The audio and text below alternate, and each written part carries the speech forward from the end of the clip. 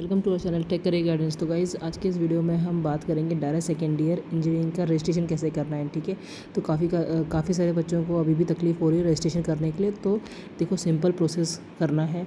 आपको पहले CT cell पे जाना है mahasich.org पे। उसके बाद में जो पहली वाली लिंक है click here to CAP portal admission, वहाँ पे आपको क्लिक करना है। और जैसे आप क्लिक करेंगे नीचे आप आइए, यहाँ पे डायरेक्ट सेकेंड ईयर इंजीनियरिंग का जो टैब है, ठीक है, BE-BTech में नहीं जाना, ये फर्स्ट ईयर के लिए है। आपको डायरेक्ट सेकेंड ईयर इंजीनियरिंग वाले DSE टैब पे जाना है। जैसे आप क्लिक करेंगे उस पर तो यहाँ पे ऐसा आ जाएगा।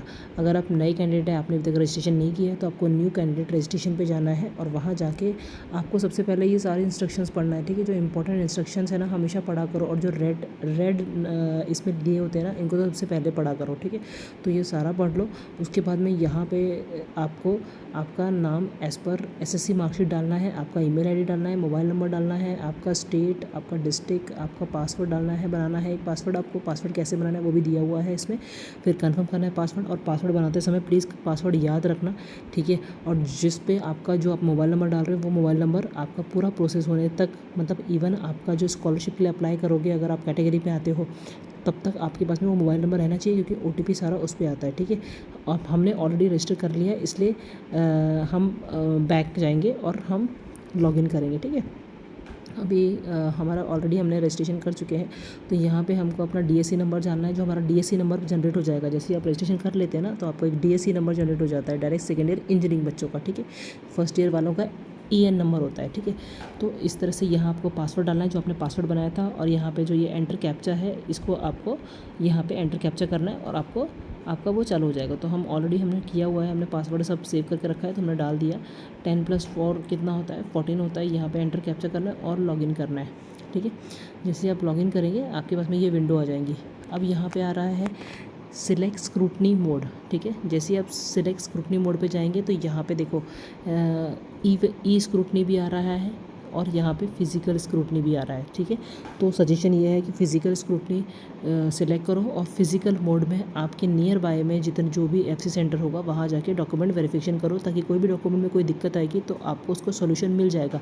ई स्क्रूटनी में फर्स्ट ईयर में भी ऐसा ही हुआ था कि उन्होंने बच्चों ने ई स्क्रूटनी चूज़ किया, लेकिन डॉक्यूमेंट वेरीफाई ही नहीं हुआ एंड डेट तक, और उसके बाद उनको फिज़िकली जाना पड़ा। तो ये डिफ़िकल्ट होता है और इससे बेटर है कि आप फिज़िकल इसमें चले जाओ। ठीक है, और इस ई स्क्रूटनी में जाओगे तो आपको सेंटर्स देखने पड़ते हैं, चूज़ करने पड़ते हैं। ठीक है, और यहाँ पे फिजिकल में भी आपको चूज़ करने पड़ेंगे। तो जैसे अभी हमने फिजिकल चूज़ किया और हमने सेव एंड प्रोसीड किया। ठीक है, जैसे हम सेव एंड प्रोसीड करेंगे तो देखो यहाँ पे आ रहा है कि आपको कौन सी, नीचे लिखा हुआ है देखो, सिलेक्ट द स्लॉट, आपको कौन से डिस्ट्रिक्ट में कौन सा FC सेंटर में जाना है। यहाँ पे आपको लिस्ट भी दिखाई दी जाएगी, है ना। तो जैसे अभी अगर हम देखते हैं, यहाँ पे अगर हम देख रहे हैं कि हमको नागपुर में करना है, ठीक है, तो हम यहाँ पे चेक करेंगे नागपुर, यहाँ पे आ गया नागपुर। ठीक है, नागपुर में अगर हमने डिस्ट्रिक्ट नागपुर ले लिया, FC सेंटर अब यहाँ पे दिया हुआ है, कॉलेजेस दिए हुए हैं, कौन से कॉलेज में जाना है। सपोज़ अगर हम ले लेते हैं अंजुमन कॉलेज इंजीनियरिंग टेक्नोलॉजी नागपुर, हमने ये ले लिया, यहाँ पे सिलेक्ट हो गया। अब हमको डेट सिलेक्ट करने के, वो कौन सी डेट पे जाके वहाँ पे वेरिफिकेशन करना है। तो अभी हमने ट्यूसडे को 18 डेट ले ली। ठीक है, मंडे की डेट ले ली, हमने सेट कर दिया। अभी यहाँ पे देखो नीचे में स्लॉट आ गए कि ये सारे ग्रीन दिख रहे हैं, ये स्लॉट्स हैं। आपको इसमें से सिलेक्ट करना है कि आपको कितने बजे आप वहाँ पहुँच के अपने डॉक्यूमेंट वेरिफिकेशन करोगे। ठीक है, और अगर कहीं पे 5 to 6 भी अगर स्लॉट दिखता है तो 5 to 6 की जगह पहले ही पहुँच जाओ, क्योंकि 6 बजे कॉलेजेस बंद हो जाते हैं। ठीक है, तो जैसे सपोज़ हमने यहाँ पे ले लिया 11 से 12 का स्लॉट, ये लेने के बाद हमको यहाँ पे सबमिट करना है। सबमिट करने के बाद में हमारा जो है स्लॉट बुकिंग हो जाएगा। ठीक है, स्लॉट बुकिंग हो गया।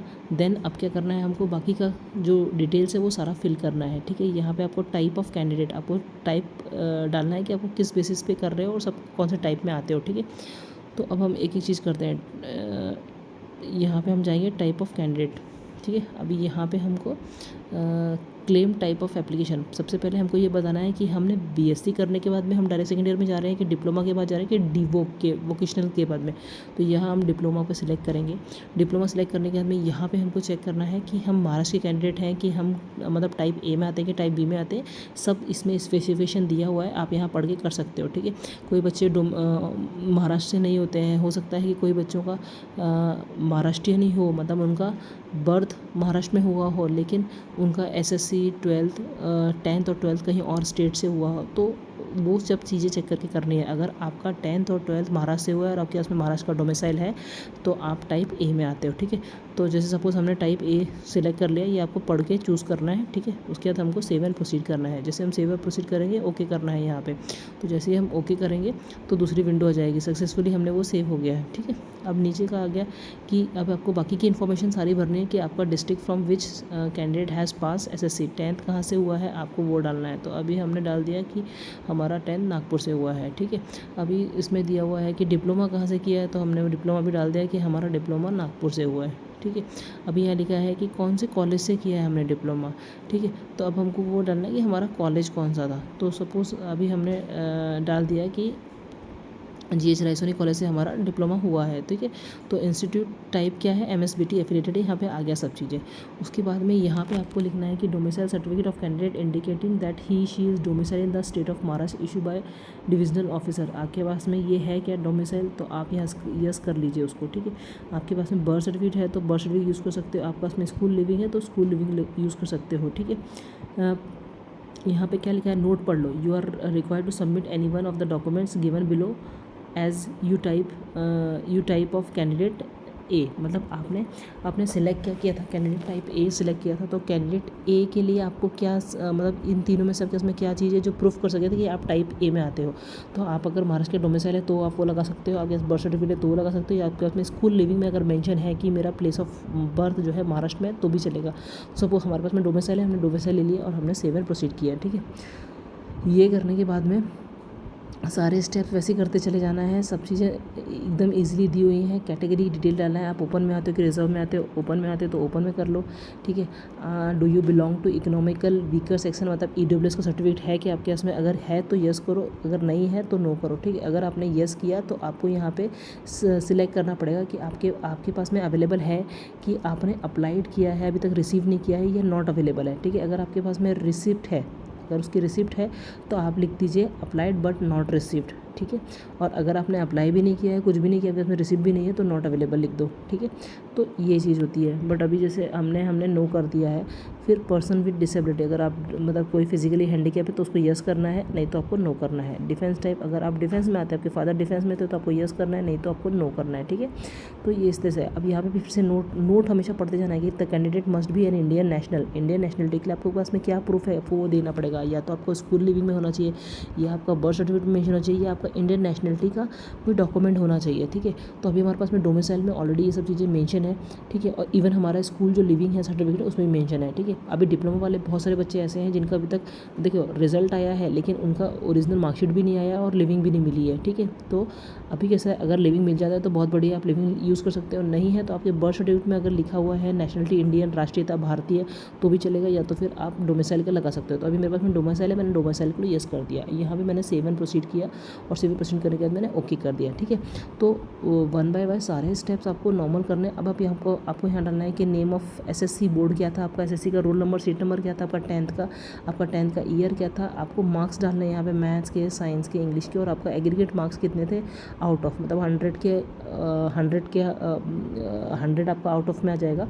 और मार्क्स कितने मिले थे वो आप डाल सकते हैं कि 58, 48 जो भी था आपका, तो अपने आप ऑटोमेटिकली परसेंटेज बनता जाएगा, ठीक है। उसके बाद में आपको यहाँ पे सेव करना है और इस तरह से आपको फिर डिप्लोमा की डिटेल्स डालनी है, ठीक है। कि फाइनल ईयर में आपका सेमेस्टर का क्या, ईयर का सीट नंबर क्या था, एनरोलमेंट नंबर क्या था, आपका ईयर क्या था, आपका डिप्लोमा कोर्स क्या थे, आपकी डिग्री में अभी जो मार्क्स आए हैं वो आपको यहाँ डालने हैं। फिर आपका अगर 12th किसी ने दिया हुआ है, अगर अपेयरिंग है तो वो मतलब किसी ने अगर 12th भी पास कर किया होगा, 10, 12th करके डिप्लोमा किया है तो उसको 12th की डिटेल भी यहाँ डालनी है और सेव एंड प्रोसीड करना है, ठीक है। इस तरह से आपको हर सारे स्टेप्स करने हैं प्रॉपरली। और उसके बाद में आपको 1 बाय 1 डॉक्यूमेंट भी अपलोड करने हैं, ठीक है। जो जहाँ डॉक्यूमेंट्स आएंगे, अभी जैसे आपको हमने डोमिसाइल सिलेक्ट किया, हमने अगर आपने लिविंग सिलेक्ट किया होता है या बर्थ सर्टिफिकेट सिलेक्ट किया होता है तो आगे के स्टेप में आपको वो डॉक्यूमेंट भी अपलोड करने हैं। तो सारे डॉक्यूमेंट्स आपको, अगर आप फ़ोन से कर रहे हो तो फ़ोन में सेव कर लीजिए, या तो अगर आप किसी कंप्यूटर से कर रहे हो या आपके पास में लैपटॉप है तो लैपटॉप में सेव कर लीजिए। JPG इमेज में कर लीजिए। उनका साइज़ दिया होता है, अगर साइज़ आपका प्रॉपर नहीं होता है तो पेंट में जाके आप एडिट करके उसको साइज़ फिक्स कर सकते हैं, कंप्रेस कर सकते हैं, ठीक है। और आपको अपना पासपोर्ट साइज़ फ़ोटो भी रेडी रखना है और उस पर साइन, मतलब अक्रॉस साइन होना चाहिए, एक वो भी सब अपलोड करना पड़ेगा। तो ये स्टेप बाय स्टेप करना है आपको। क्वालिफिकेशन डेट, आपकी कैटेगरी की डिटेल्स, ये सारी चीज़ें आपको डाल के सब करना है, ठीक है। और इसके बाद में आपको सेव कर देना है, और सेव करने के बाद में आपको जितने भी डॉक्यूमेंट अपलोड किए हैं ओरिजिनल, वो सारे, और साथ में 2 सेट जेरोक्स कॉपी लेके आपको नियर बाय FC सेंटर में, जो आपने FC सेंटर सिलेक्ट किया, जैसे अभी हमने अंजुमन कॉलेज सिलेक्ट किया था, तो हमको कल अंजुमन कॉलेज में वो सारे डॉक्यूमेंट्स लेके विथ 2 सेट ऑफ जेरोक्स लेके जाना पड़ेगा, और डॉक्यूमेंट वेरीफाई कराने पड़ेंगे कि हाँ मैंने जो अपलोड किया वो मेरे पास में ओरिजिनल है। अगर नहीं है तो उसके अलावा मैं क्या कर सकता हूँ, ये चीज़ें हमको सब दिखानी पड़ेगी, ठीक है। तो इस तरह से आपको रजिस्ट्रेशन करना है, और रजिस्ट्रेशन जब एक बार हो जाएगा तो उसके बाद में आपकी भी प्रोविजनल मेरिट लिस्ट लगेगी। हमने इसके पहले जो वीडियो अपलोड किया है आप उसमें चेक कर सकते हैं प्रोविजनल मेरिट लिस्ट में कैसे चेक करना है और कैसे आपको आइडेंटिफाई करना है। अगर आपने चैनल सब्सक्राइब नहीं किया है तो जल्दी से सब्सक्राइब कर लो, ताकि आने वाली डिटेल्स आपको मिलती रहे। Thank you.